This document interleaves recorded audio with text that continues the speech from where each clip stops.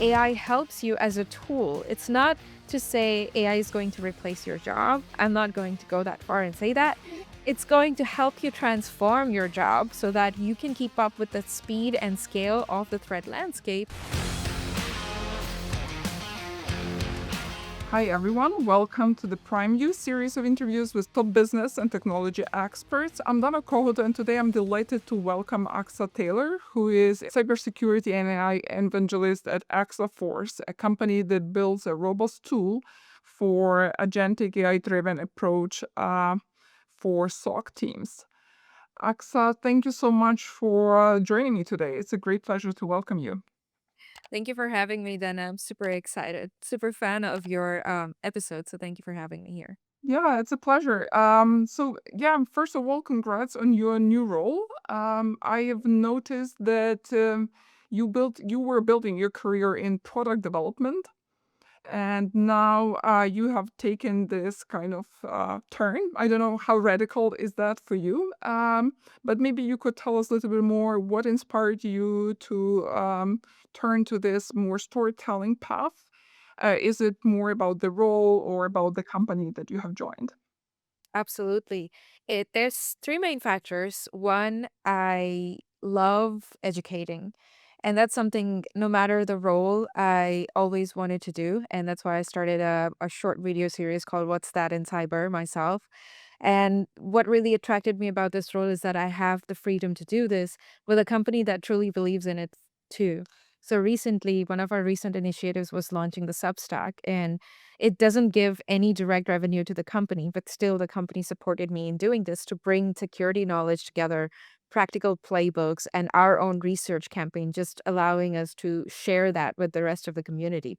So that's the first factor. I really love community building and sharing knowledge and educating. The second factor is people themselves. I have known Arif and some of the people I worked with before, and I really like that everyone here is a go-getter. They execute on their visions and strategies. They don't just talk theories. They don't just say, I have this dream, like I have this vision about the company. They actually execute on it. And I see that in the product. And that's the third factor. I have been an analyst before and I have been a product person before. So I appreciate the depth that products and platforms take. And instead of just like shallow dashboards and, hey, here's everything that's pretty looking, but underneath it all, it's not working. And I have seen that differentiator in Exaforce, which is why I truly believe that this product is going to transform, and it's already transforming a lot of organization security defense strategies. And those are my reasons for why I'm here. Yeah, that's absolutely fascinating. All the right reasons to join Exaforce, and spreading the knowledge, as you mentioned, build the community, and making life of enterprises simpler by applying the right tools at the right kind of pain points. So I do believe that many people are quite familiar with what cybersecurity is, but we cannot probably say the same about SOC environments, which are quite complicated, even though we don't see them on a daily basis, but we need to realize that their work is applied probably in every transaction, our transaction on the internet, whether it's banking or hospitals. All of this needs to be safeguarded by the SOC teams. So tell us more what these are. I have this analogy to maybe help those easier understand it. The ER room, right?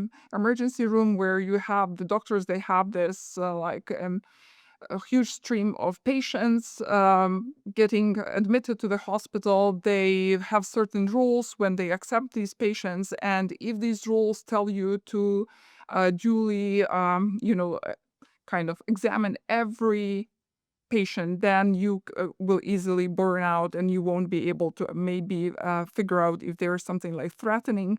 That can be easily probably translated to cybersecurity. You have these dashboard screens with multiple alerts, and it might be quite mundane or difficult task to figure out which one presents a real threat. So Yeah. tell us, how do people go after these alerts and threats, and how? First, Yeah. I love that analogy. And I'm going to use that. Then I really love how you made it very simple, and I think it helps. This is what I love: storytelling and making technology easy to understand. Anyways, it's a side topic, but I really love how you made that Thank you. analogy. So, using that analogy, I would say if you think about security in kind of like really high level two buckets. One is you're going to doctor for a regular checkup to make sure your physicals, your annual checkups, everything's fine. That's like proactiveness. Not that you found an issue, but you're proactively making sure that you are healthy and you're on the right track. And that's your posture management in security, your cloud security, your risk management. You're doing all the right things. You're doing your compliance checks, you're doing all the scans to make sure that you are in the right place to reduce risk. Then there is the post incident, like ER or like something has happened, and now you go to the doctor because you want to be cured. And that's where your SOC, threat hunting, investigations come into play. You know that there is a threat, there is an alert, there are things that are happening that are signs or indications of compromise. Well, how do you first find what's true risk or what's true threat and what is not true threat? And then when you do find it, what are your steps to contain it, isolate it, or respond to it? And I think that's where SOC incident players and threat hunting, detection engineering, all of that comes into play. They help you proactively, not just proactively, but reactively, in some sense, help you protect your environment against these threats. Okay, I love it how you can easily play with any analogy, they just fantastic. Okay, I do understand where you have this role, in the company. Yes. Can you tell us what is the added value of the tool that Exaforce is developing? Because I do believe there are lots of similar like tools that help sort teams. They sometimes add more to the complexity of the work of the team rather than making life simpler. And yeah, so what is it? What is a differentiator Yeah, you and bring into the market? previously, before I took this job, I was an analyst, and I used to write on this category, SecOps category, and there's hundreds of logos, if not more, under the AI SOC umbrella. So I completely understand that from outside perspective, it's like, hey, you're like the 50th tool telling me that you'll help me with my alerts. You go into RSA and everyone's talking about agentic solutions to helping you prioritize, helping you get your true risk or true threat and all. What's really unique about Exaforce is that they built this platform from ground up. It's not just, hey, will help you reduce your false positives. Well, even to claim that, you first need to have the right data, the right semantic layer, and you need to have a full, like almost like a mature model created to understand what is baseline behavior, what is good behavior. And then what is from there, you can say what is a threat or what is unknown or like maybe impossible user travel and so many other examples, right? And Exaforce has done that. So it takes into account not just alerts that are coming from your SIM providers, although it can just function based on alerts from your SIM providers, but it takes additional context as well, optionally, where you can ingest configuration, identity data, code security, and code scans data, something that other AI platforms do not do. And this is so important because this helps Exaforce bots, Exabots, to really understand the environment that these alerts are created in and then compare them to find those true threats to your organization and then allow you to be able to respond to them. So not only do these exabots triage these alerts, they also actively threat hunt. So we have our own detection rules because if you just rely on third-party detection providers, there are sometimes gaps specific to your environment, or sometimes there are application types like SaaS applications, GitHub, Okta, etc., where you have new threats that coming every day, and maybe your detection providers are not covering it. So our team adds those detections rules proactively so that you are covered from visibility perspective as well. So there are no blind gaps into your defense strategies. And then to be able to respond to them, we have what we call automation agents. These are completely customizable. So if you want to create your own agent, Let's say most recently there was this Iran attack, and everyone was trying to understand what are the IOCs, and the news was coming in iterations. It's not like the very first article gives you 100% clarity, right? As threat researchers are learning more about the situation, they're updating with more indicators of compromise. And that's where these automation agents come into play, because we were able to, our MDR team was able to create these agents such that they would pull from newsfeed sources directly, see what indicators of compromise are, and then run them against your environment without you having to even take a look at any of these steps. So this is the value that Exaforce brings, that it's not just an AI SOC tool for triaging and reducing your false positives. It's like, let's take a step back. Let's first construct the environment, understand what's unique about it so that we can highlight the true threat and then help you act on it. Deeper threat investigations, deeper results, context building, and helping you respond. So it covers the entire SOC cycle as opposed to just one part or one piece of the puzzle. Yeah, that sounds absolutely amazing. Specifically that part where you are telling the story about the as news come and the agentic, right? The AI component agent can actually act on it. So that is something that sounds absolutely surreal, and yeah. But I do understand that lots of value that companies are trying to bring is on that reducing this mundane task for the team. As there is a sheer number of threats is increasing. You cannot hire enough analysts who will be able to detect all the real threats. And so, do you think we have reached to the level where can not only human-led cybersecurity is out of the question? So we it's like 100% we need to be leveraging artificial intelligence and agentic approach. Yes, and this is something that I just had a panel last night, and we had security leaders from Guardian Health, Invisible, Replit, and this was an echoing yes across the board. It's not because, hey, AI is innovative, we need to get into the latest technology, or because it's an innovation and we don't want to stay behind. It's not because of just innovation. It's actually because AI is a double-edged sword. And if you don't use it, there are attackers and they're not going to stop not using AI, right? They're using AI and they are scaling beyond what used to take maybe days, now takes hours. So they're scaling exponentially using AI and they're replicating faster. The attack surface is now much more exposed than before. Like maybe if you had a vulnerability, you had a couple days to really take care of it and take care of where you lie in your prioritization stack. But now, attackers are being able to exploit it faster, right? Because they're using AI for attack techniques. So, as defense leaders, it's also important that you keep up with that speed and scale. And AI helps you as a tool. It's not to say AI is going to replace your job. I'm not going to go that far and say that. It's going to help you transform your job so that you can keep up with the speed and scale of the threat landscape and also help you elevate to a judgment zone, right? So instead of doing the mundane tasks of stitching context, trying to gather everything in one platform, trying to do it yourself. AI is doing the mundane tasks. AI is helping you elevate your position. So now you're making judgment calls on, do you allow AI to do this or not? And that's a better position to be in than like trying to catch up to that speed with your own automation scripts and such.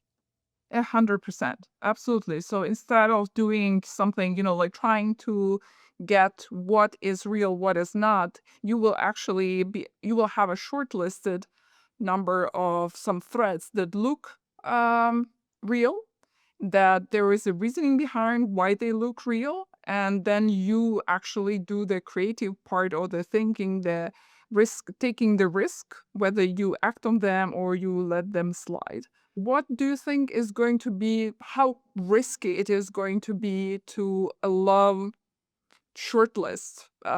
Let's say there are like myriad of threats and alerts. You allow your agent a shortlist and show you which one it is considered to be a serious one. Do you think we are already there that we can actually rely and trust AI agent, or we are still on the way? This is a great question because this is where the differentiators really are important to know. Um, you cannot trust just an AI platform, right? If it was so easy, we would all vibe code our own AI platforms. I would like open Claude, create my own platform and say, "Whoa, hey, now I have my own product to do it." The reason I joined Exaforce, going back to the unique differentiators, is that in order for you to even claim that I can assuredly reduce your false positives, you have to understand the complete context. And a lot of platforms really go quick into making these claims, but they're not ingesting data that will actually back up that claim. How are you reducing these false positives? These are the questions to ask. Do I have transparency in knowing what the AI agents are doing? What is the behavior? What is the reason behind this behavior? What is the explainability? What is the trust architecture? And without asking the right questions, like what type of data are you relying on? How are you making decisions? Is there a way to revert these decisions if needed? And where does the human come into play, right? And what is your platform built in? What are the models built on? These are some important questions to ask a vendor before you trust them into your environment to make these high risk calls. And I think this is where it's so important to build a platform that takes more context, is able to take historical data, not just start from the point of ingestion, but say, go back 30 days, 90 days, see how things were done, see what was the risk, and then build a pattern based on that baseline behavior. And this is the this is the time for security leaders to ask those kind of questions. It's no longer a question of, do you use AI to help me do XYZ? Everyone's going to say yes. But go behind the curtains and say, but how do you actually do this? And that's where the differentiators matter a lot when we're going to talk about AI and defense. That's very interesting what you're saying. I'm just curious, from your perspective, you taking on the role to educate people, to evangelize this technology, to bring more clarity to the dashboards, and to reduce these false positives, right? Like make it simpler. So, from your perspective, how difficult it's going to be? How difficult is your task to educate the market? Do you see that enterprises and small, medium-sized businesses, are they ready to have this conversation, or they're still, more like, yeah, we are innovative, we use some sort of AI tooling, but they are not ready to trust completely? I think the timing is right now, Dana. And I say this because previously, when I was an analyst, I wrote a report about these platforms. And as a part of that report, I also interviewed a lot of security leaders from different organizations, small scale, mid size, and enterprise.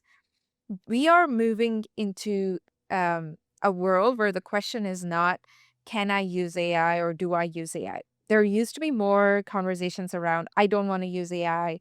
I'm not really confident. I'm not really comfortable, maybe a couple years ago.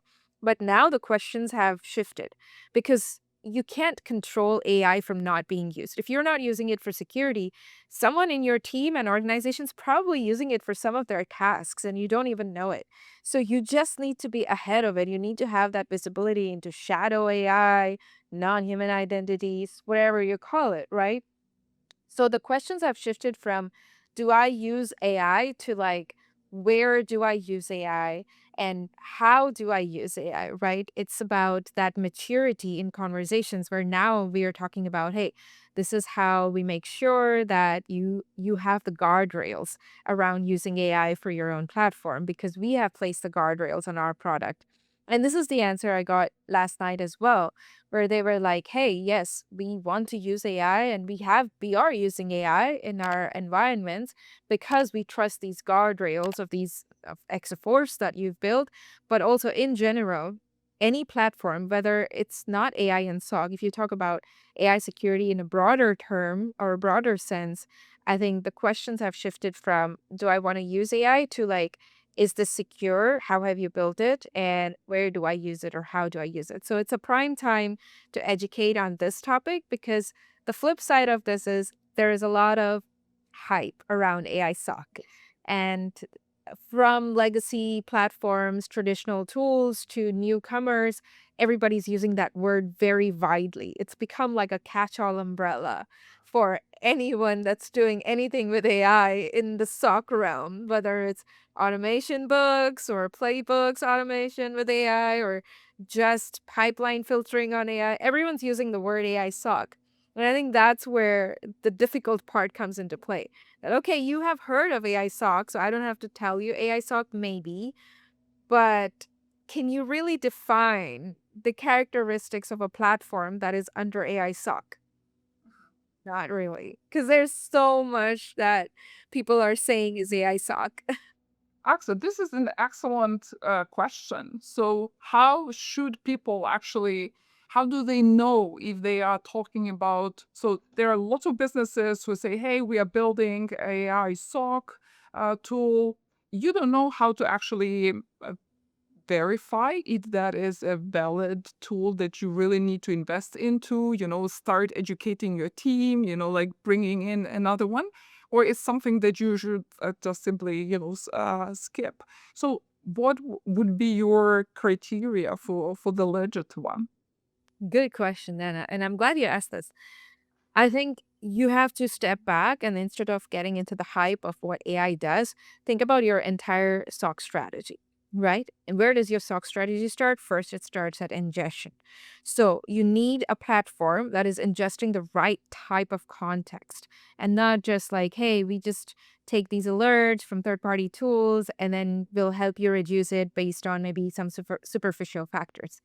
So that's first factor to consider. Like if you're trusting a platform to help your SOC analysts, is it built on the right data that's coming inside it? Second, how do you pre-process that data before even feeding it to the models? Because your models work with data, right? And if your data is noisy, if it has a lot of duplicates, if it's not aggregated, then you have noisy results at the end. So the second stage would be cleaning up your data before you even how your platform is cleaning up the data before it's even fed to the models. And then the third part is, do you just do alert triaging? I mean, if that is your need, fine. But if you're thinking about an entire strategy, you may want to invest in threat hunting as well. That is where you can really relieve your teams from depending on their own static rules or depending on third party tools only. But having an agentic platform that can automatically hunt for threats actively based on all this data that it's getting from other tools that are in your ecosystem is really important. And I think asking if your platform is just triaging or is it actively threat hunting and has its own detection rules to check again based on that baseline behavior of that data and context that it's getting from environments. I think that's Do I understand sorry. Do I understand correctly? So those would be two different approaches. If you are doing just triaging, is more like so something comes in, you actually check whether it's valid or not. But when you do the I have to put it down threat hunting, you take more proactive approach, right? So yes. but they always have this question: how do you train your agent to be able to identify a threat that has not been so you didn't have the exposure to this type of threats. How do you actually train your agent? Maybe it will be we can discuss this further. Sorry, I interrupted you just to clarify. No, no, this is a great question, and I actually kind of flows into the rest of the cycle I was going to talk about is triaging, threat hunting, investigation, and response. These are core pillars of a SOC cycle, right? And so the question you asked is, hey, how does an agent really do it? What kind of context is it taking? This comes back to the explainability. And instead of blind trust, like, hey, trust me, this is the detection rule and we found it, you need to be able to see where that agent is gathering information from to create that context. So at Exaforce, we have like the semantic layer, a knowledge layer, where the exabots, you can see the entire conversation and it's thinking behind that decision. So when it says like, hey, this user, I've mapped its identity across, as an example, I've mapped the identity of this user across all these services, these platforms, and all. And usually they have this kind of pattern. Even if they're traveling, this is their Mhm. pattern. They go to these occasions, blah, blah. But here's an example of an impossible travel, or here's a spike, or here's a device or permission. Matching all of that requires context, which is why Exaforce also pulls in that config data, that identity data, the even when you're talking about cloud context, that code scans and all of that. Without getting that data, if a platform is just going by like criticality because SIM said this is high priority, because vulnerability scanner or something else said this is high priority, so let me call it high priority, then is it really high priority? Has it really looked into the baseline behavior and model? I think that's the question that vendors, security leaders need to ask vendors. And that's the question that we get asked and we have proved in POCs, and which is why we have all these customers sharing their testimonials and their stories, is because you're not just relying on some other tool telling you that, but you are gathering information, creating this context, and then providing that value to your SOC analysts. And it can be also very specific to your industry that you're working in. So if you are in finance, that will be very specific for banking or Exactly. investment, etc. If you are in healthcare, that will be a totally different story. Right? Yes.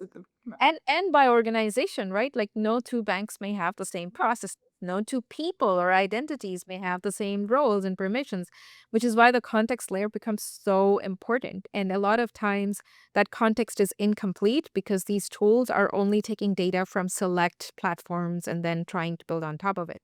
Now, if that is your goal, if your goal is, hey, I believe I've designed my SIM platform to have all the context it needs. I've created the detection rules and everything is in place. I just need to triage from that. Exaforce can also do that. So it's not this this is the only direction or that is the only direction. Exaforce is a platform that allows you to go beyond, but it can work with whatever data you feed it. If you just want it to be a triaging layer on top of your existing SIM, that's fine. Exabots can still help you with that context. But if you ever want to maybe replace your SIM, migrate from your SIM, or want to see deeper threat hunting, now you have a platform that has already has this data and you just give it extra context and it can go much beyond that. And I think that is the difference. That other platforms you're kind of limited at that possibility of triaging. But with Exaforce you get that and beyond. Yeah, I was just wondering how mature is Exaforce? I know the company was founded in 2023, if I'm not mistaken.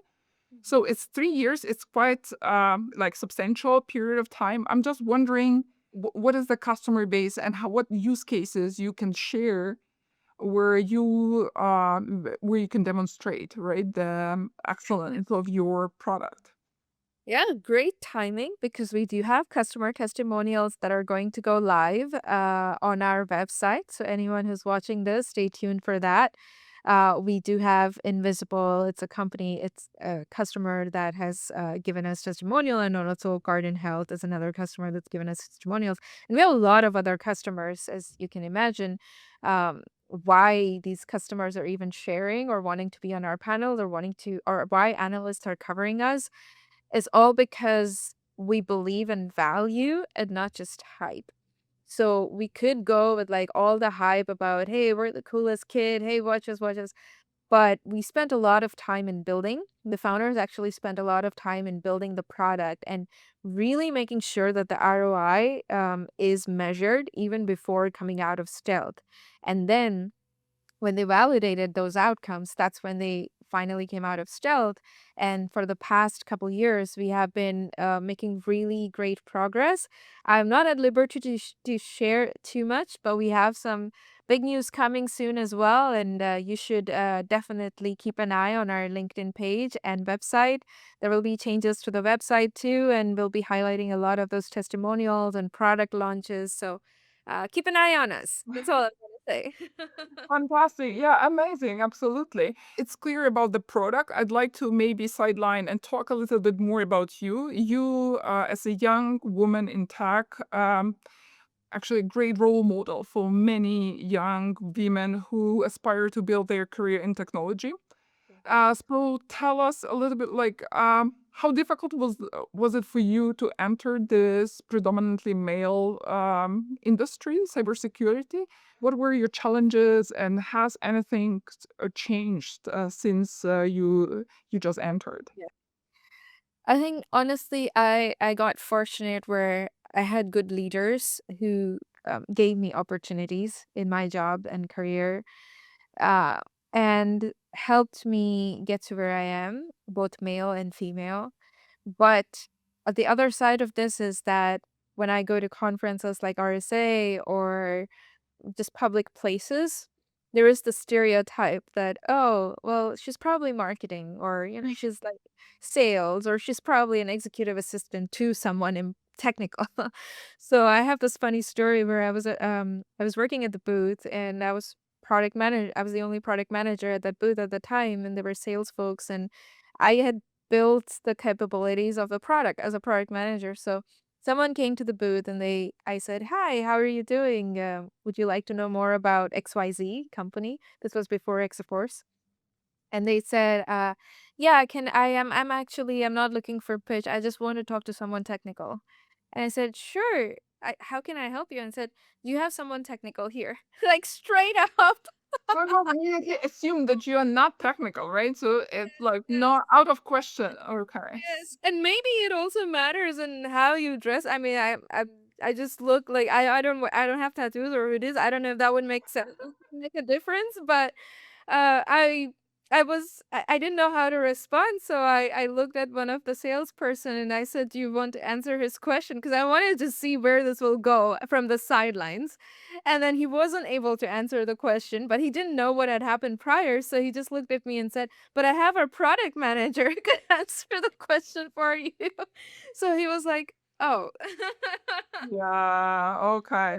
And that's what we're dealing with, right? And I think a lot of it is changing thanks to people like yourself too promoting these stories. So thank you for bringing us into the spotlight and helping us share that hey, there's more to us than just marketing, or there's nothing wrong with marketing either. It requires a lot of creative skill, and I've had marketing roles as well.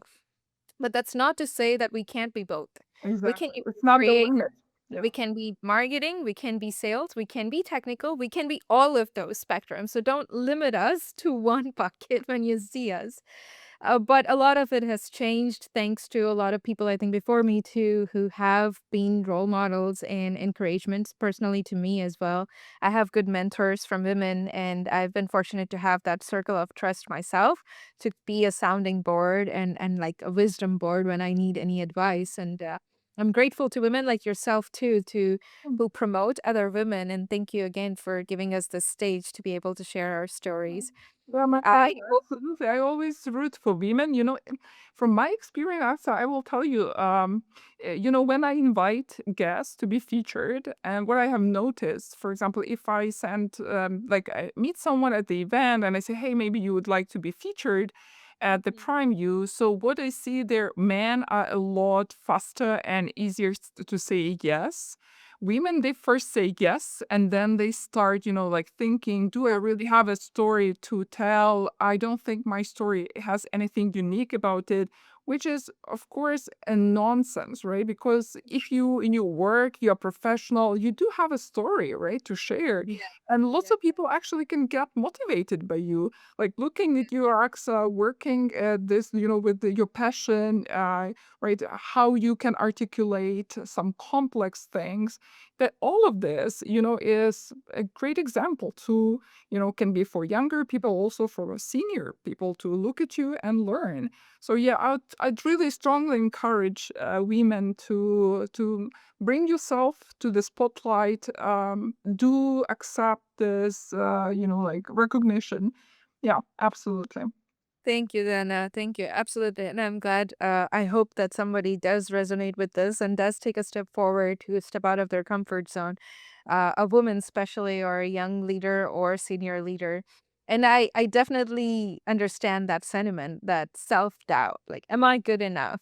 And I think this shows across the board. I've heard people ask me in different roles, like, "Hey, I want to negotiate the salary, but I don't know. Like, is this too much, or is this?" And then a man would never be afraid and Ask put. themselves. No. Yes, yes, and, it's something I think there needs to be change both internal and external. Internal within ourselves too, to feel confident, to be able to say, "Why not me?" Not "Why me?" but "Why not me?" Right?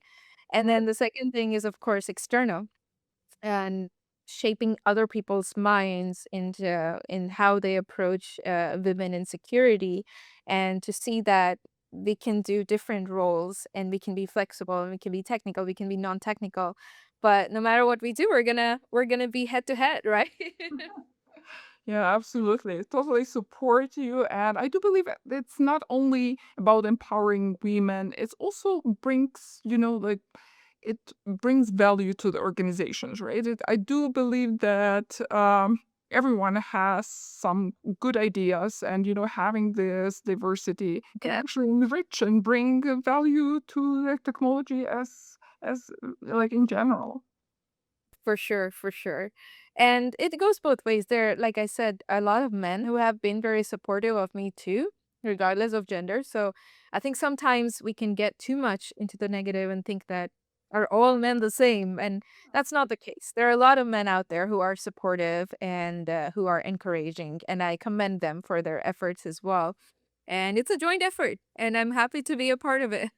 Absolutely. Yeah, I actually, in my previous role at Broadcom, I had an absolutely amazing manager, Andy Buckland. He was working from the UK, and he was like a VP of sales, and what he was doing, he would always kind of spotlight my contribution to the team. Oh, that's Like, love. hey, like, can you see what she has been able to achieve? Which, like, is amazing. Sometimes we can sit in the meeting and think, hey, maybe somebody will notice rather than raising your hand, but it's an extra shout out to a man who can actually encourage and build your confidence.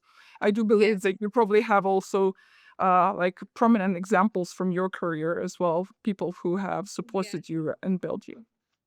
Yes, absolutely. Yeah, Absolutely. so before I let you go, I know you are busy at the event. I'd like to hear your perspective on how the industry is going to evolve. From what you've been quite a while in different roles at cybersecurity, so where do you think it's heading, and what we can expect in the next couple of years? We will see more women leaders. I'm pretty sure, for sure. On the technical side, I think this agentic AI for security is going to evolve more. People are becoming more comfortable about the idea of adopting agentic solutions for their defense strategies. And I believe we will see more of that as in the coming months, in fact. And the second part of this is there's going to be a lot of hype around AI that will continue to grow even more than what it is now. We will see a lot of startups. I've met a lot of founders in stealth just last night who are doing something AI. So, for all the founders, I will say if you're going to create something with AI, just take a step back. It's not about innovation, it's about use case. So, if whatever you're doing can be done without AI, then it's becoming an innovation based play than a use case based play. So, if you do want to use AI, think about the customer use case first and whether it can be done with any technology, machine learning, automation, whatever. If it can be, then maybe it's not an agentic use or solution. So vendors ask the right questions yourselves, but also security leaders ask the right questions. If you're going in and talking to 5, 10 vendors and you're so submerged with this AI hype, then maybe you can cut it out yourself, prioritize, right? Triage by asking 3 or 4 top questions, that something that we discussed previously, to quickly get to where you want to be. Then like, hey, what do you do? What's the dashboard? Kind of superficial questions that don't cut through the noise. Absolutely. Love this. Love these, your observation, how you see that new companies are being founded on the basis of AI, and how actual leaders can cut through this noise. Axel, thank you so much for sharing your knowledge, your passion, and energy with us. I do believe that many of our listeners and viewers find it extremely interesting and useful. I appreciate you and really hope you have a great time at the event. Thank you so much for having me, Dana. Truly honored. Thank you. Likewise, thank you.